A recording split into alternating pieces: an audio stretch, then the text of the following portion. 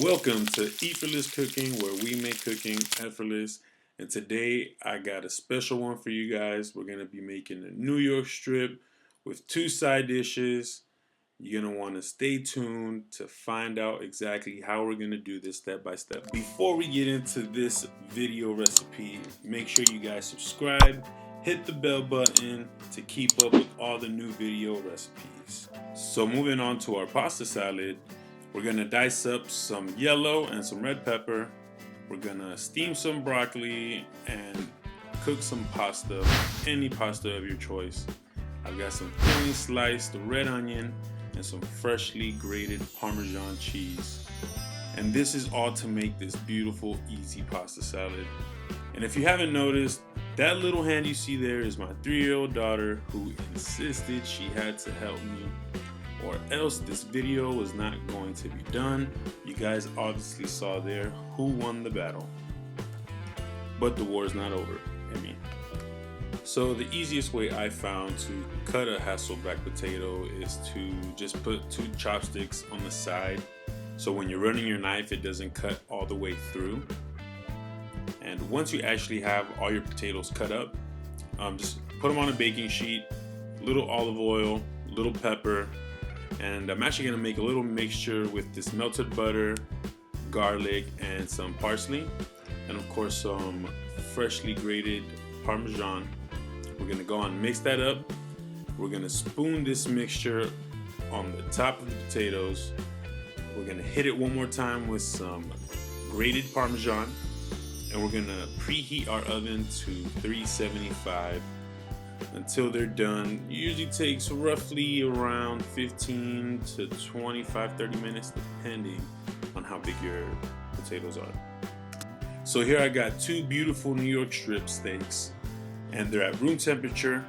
We're gonna go ahead and salt and pepper them, and the reason why they're at room temperature is just to help create a nice golden exterior. So we don't want to put a cold piece of meat in a hot pan, because that's just going to be counterproductive. So in a nice cast iron skillet, you're going to throw in a little bit of oil, a little knob of butter, and we're going to get it nice and hot. We're going to sear both sides of the steak until they're nice and golden. Now, if you've never used a cast iron skillet, I really highly recommend it. I actually left a link down below in case you want to get one. They're super versatile. You can put them in the oven. I just highly recommend it. Cast iron is definitely a kitchen essential that I personally use in my kitchen. Now, once we created that beautiful crust on both sides, we're gonna go ahead and throw in some crushed garlic and some rosemary. And what we're gonna do, we're gonna baste the steak. Once you have it basted and the butter's cooked off a little bit, we're gonna go ahead and put the rosemary sprigs right back on top. And at this point, I'm gonna go ahead and add a little bit of more butter, about 2 more knobs to be precise. And while it's nice and bubbly, we're gonna go ahead and baste the meat.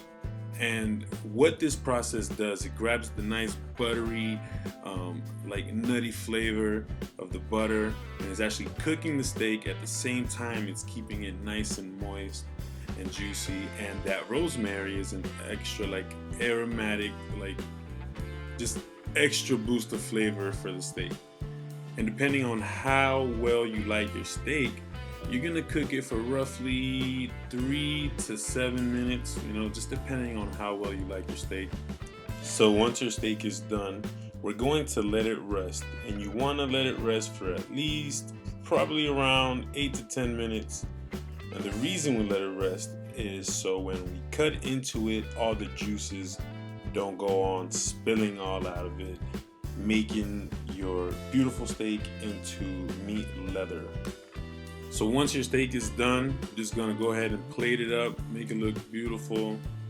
On one plate, put your potato, your pasta, your steak, just like this. Now, if you enjoyed this video, please share it, comment, like, and just stay tuned for more future video recipes. I'm out.